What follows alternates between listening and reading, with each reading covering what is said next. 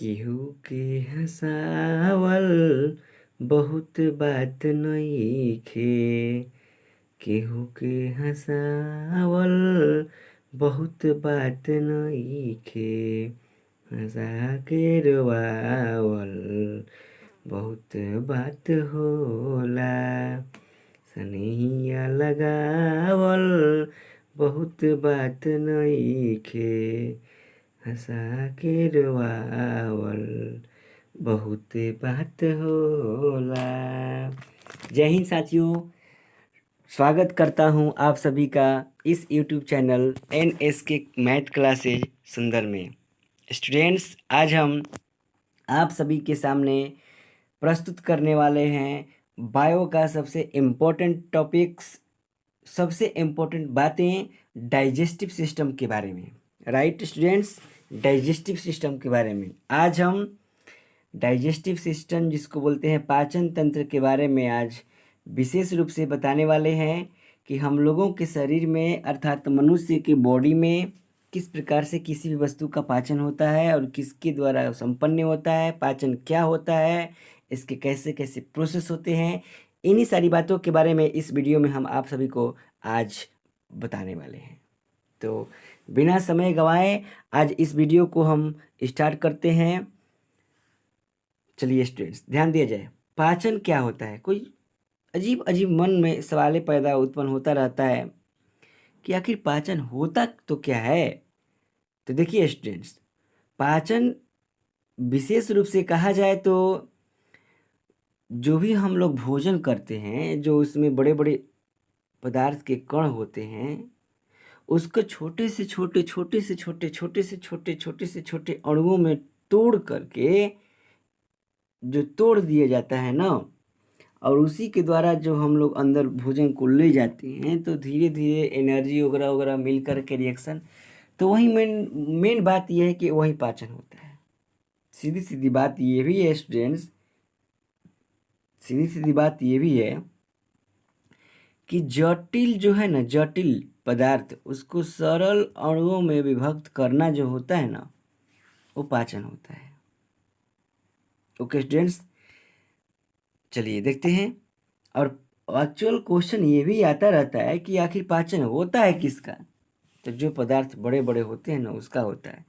जल का, विट का, खनिज छोटे छोटे होते हैं जो ना, उसका पाचन नहीं होता है। सिर्फ और सिर्फ इन लोगों का जो छोटे छोटे पदार्थ हैं, उन लोगों का अवशोषण हो जाता है। राइट स्टूडेंट्स, अब चलिए यहाँ पर ध्यान दिया जाए। डाइजेस्टिव सिस्टम जो है ना, डाइजेस्टिव सिस्टम, ध्यान दीजिएगा, डाइजेस्टिव जो सिस्टम है ना, ये पाचन तंत्र है।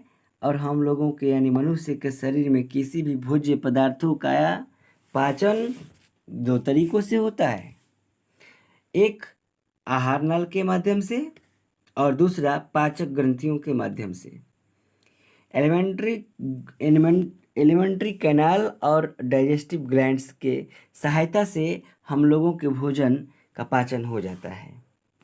तो सबसे पहले हम दोनों को बारी बारी से समझेंगे क्या क्या प्रोसेस है, इसमें प्रोसेस क्या है इसके बारे में आइए समझेंगे। देखिए, आहार नाल जो है ना, आहार नाल की लंबाई करीबन 32 फीट होती है, अर्थात 8 से 10 मीटर।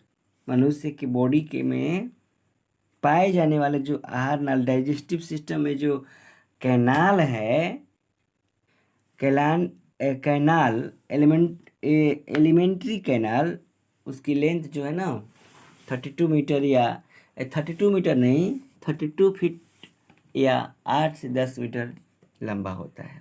इसका पहला भाग, आहार नाल का पहला भाग स्टूडेंट्स, आहार नाल का पहला भाग आपका होता है मुख गुहा, दूसरा होता है ग्रास नली, तीसरा होता है अमाशय, चौथा होता है छोटी आंत, पांचवा होता है बड़ी आंत और छठा होता है गुदा। फिर से इसको एक बार फिर से रिपीट करते हैं, ध्यान दिया जाए, ध्यान दीजिए स्टूडेंट्स। पहला है मुख गुहा, दूसरा है ग्रास नली, तीसरा है अमाशय, चौथा है छोटी आंत, पांचवा है बड़ी आंत, छठा है गुदा। इन्हीं सारी का महत्वपूर्ण, वेरी वेरी बहुत बहुत बहुत बहुत महत्वपूर्ण है। अब आगे सुनिए। इसके आहार नाल तो ये है, इसके साथ ही इनमें भूमिका निभाने वाली काम करती है लार ग्रंथि, जठर ग्रंथि, लीवर पित्ताशय वाली टॉपिक बात, अग्न्याशय, आंत्ररस, इन दोनों को मिलाने के फलस्वरूप इधर आहार नाल वाला और इधर आसपास में जो ग्लैंड्स है उसके सहारे हम लोगों के भोजन का पाचन पूर्ण रूप से हो पाता है। चलिए एक बात और भी समझना है। कोई पूछता है कि आखिर डाइजेशन क्या है, पाचन क्या है स्टूडेंट्स, पाचन क्या है? तो देखिए यहाँ पर हम बता रहे हैं पाचन क्या है। देखिए, पाचन एक फिजियोकेमिकल प्रक्रिया है। Okay students, digestion is a physiochemical reaction. Okay students, digestion is a physiochemical reaction. और एक बात है स्टूडेंट्स, पाचन का जो मुख्य प्रोसेस होता है, जो मुख्य कार्य होता है ना स्टूडेंट्स, भोजन से ऊर्जा का निर्माण करना होता है, राइट। ध्यान दीजिए यहाँ पर, पाचन का मुख्य कार्य भोजन से ऊर्जा का निर्माण करना, ये आपका प्रोसेस होता है पाचन का मुख्य कार्य में।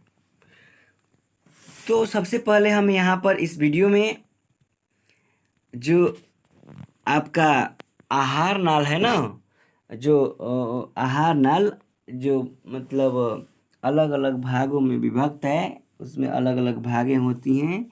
तो उसमें से पहला भाग के बारे में हम अभी डिस्कस करने वाले हैं आगे, मुख गुहा के बारे में। किसके बारे में स्टूडेंट्स? मुख गुहा के बारे में। उसके बाद में बारी बारी से करते हम लोग चलेंगे। चलिए स्टार्ट करते हैं इसका पहला हिस्सा। देखिए, सबसे पहले ये बता दें स्टूडेंट्स, सबसे पहले ये हम आप सभी को बता दे रहे हैं। देखिए ये वाला जो बातें हैं ना, ये एक सेकंड जस्ट,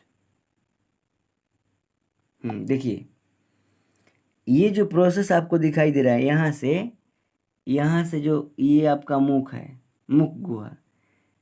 देखिए यहाँ पर फिर से देखिए, ये जो आपको दिखाई दे रहा है ना, ये मुख गुहा है, मुख गुहा है। इसके नीचे से पार्ट जो होता है ना, इतना दूर तक ये आपका ग्रास नली कहलाता है। ये वाला मुख गुहा, ये वाला ग्रास नली, नीचे वाला ये पेट कहलाता है।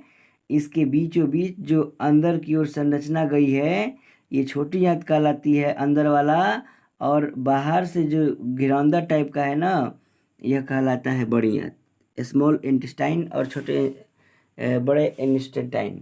कहने का मतलब छोटी आंत और बड़ी आंत होती है। एक चीज और ध्यान दिया जाए स्टूडेंट्स, देखिए जो बड़ी आंत है ना, बड़ी आंत के इस राइट साइड में जो नीचे की ओर लटका रहता है उसको बोलते हैं अपेंडिक्स। क्या बोलते हैं? अपेंडिक्स, ये अपेंडिक्स होता है। ओके, और ये जो आपको बड़ी आंत से होके वो लास्ट में ये आता है रेक्टम, रेक्टम के बाद में मलाशय चला आता है। चलिए इसमें देखते हैं क्या प्रोसेस है इसका। स्टूडेंट्स ध्यान दिया जाए, ये जो आपको लोगो दिखाई दे रहा है आप सभी के सामने, इन इसके मैथ क्लासेज सुंदर। स्टूडेंट्स और सभी मित्रों, भाइयों बहनों से यह रिक्वेस्ट है कि अभी तक मेरे चैनल को, इस यूट्यूब चैनल को अभी तक आपने सब्सक्राइब नहीं किया है तो प्लीज़ सब्सक्राइब करें, लाइक करें, और अपने मित्रों में ज़्यादा से ज़्यादा इसको सेंड करें और शेयर करें। चलिए स्टार्ट करते हैं आहार नल का पहला भाग, मुख गुहा। इसको या मुख गुहिका कहते हैं, इंग्लिश में माउथ या वकल कैविटी बोलते हैं। ये 3 जोड़ी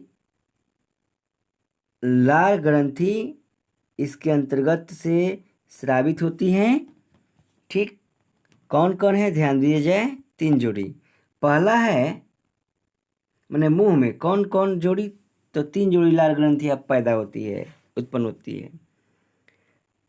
पहला पैरोटिड ग्लैंड, सब लिगुअल ग्लैंड, सब मेडुलर ग्लैंड। ये आपका 3 गो बॉडी के मुंह में निकलता है, करीबन 1.5 लीटर पर डे निकलता है, 1.5 लीटर बनता है। चलिए, इसके अंतर्गत में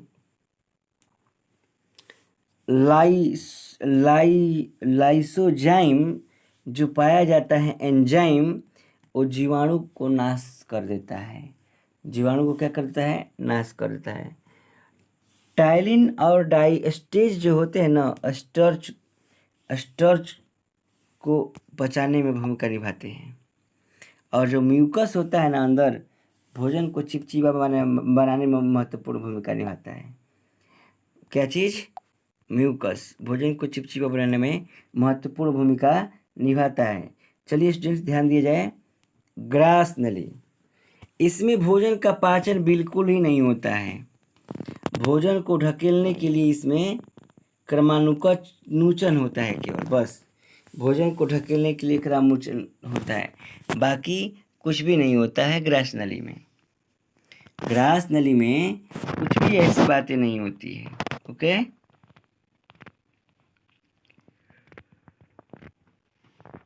इसमें देखते हैं तीसरा,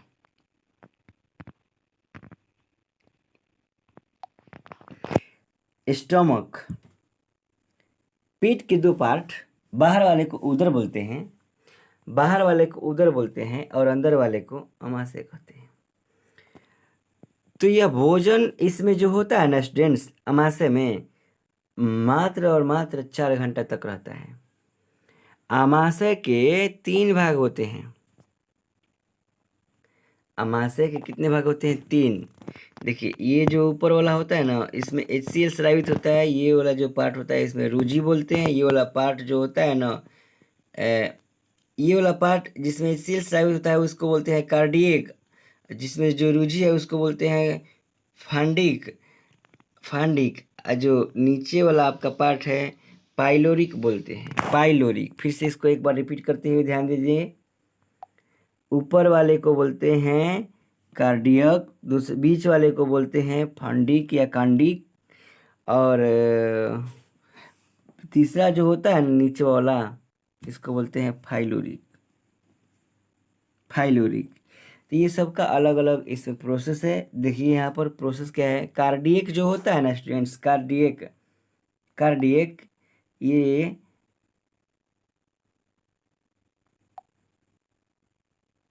ऊपरी भाग होता है। इसमें HCl निर्माण होता है, जीवाणुनाशी होता है यह, माने जीवाणु को नष्ट कर देता है, भोजन को ब्रेक करता है। ये कार्डियक का भाग होता है। और दूसरा है जो यह कांटानुमा रुंझी भोजन को रोक कर के रखता है। भूखा रहने पर यह चारों तरफ से चुभता है, इसी की वजह से पेट में दर्द पैदा होती है, दूसरा पार्ट से। और तीसरा है जो है पाइलोरिक, यह पेट में जठर रस स्रावित करने का काम करती है, जठर रस। ओके, तो इसमें रेनिन दूध को दही में बदल देता है, और जो पेप्सिन होता है ना, प्रोटीन को पेप्टोन में बदल देता है। किसमें? अमाशय में। फिर से एक बार देखिए इसको, फिर से एक बार देखिए। जो रेनिन है ना, जो रेनिन यहाँ पर दिखाई दे रहा है आप सभी को, रेनिन देखिए। तो रेनिन क्या करता है ना, रेनिन कि दूध को अमाशय में दही बदलने का काम करता है। साथ ही साथ पेप्सिन जो होता है, पेप्सिन को पेप्टोन में बदल देता है। तो ये बातें इम्पोर्टेंट खास है ये स्टूडेंट्स। ओके, खास है। तो इसके आगे वाला जो टॉपिक जो भी हो प्रोसेस, इसके आगे हम कल चर्चा करेंगे, नेक्स्ट वीडियो में चर्चा करेंगे। और अभी तक फिर से एक बार रिपीट कर रहे हैं, अभी तक आप सभी इस मेरे यूट्यूब चैनल को सब्सक्राइब नहीं किए हैं NSK मैथ क्लास सुंदर को, तो प्लीज़ सब्सक्राइब करें, लाइक करें एंड शेयर करें। ओके स्टूडेंट्स, तो दीजिए इजाज़त, आज के इस वीडियो में इतना ही तक रहेगा। मिलेंगे नेक्स्ट वीडियो में, तब तक के लिए आप सभी को मेरे तरफ से बहुत बहुत धन्यवाद।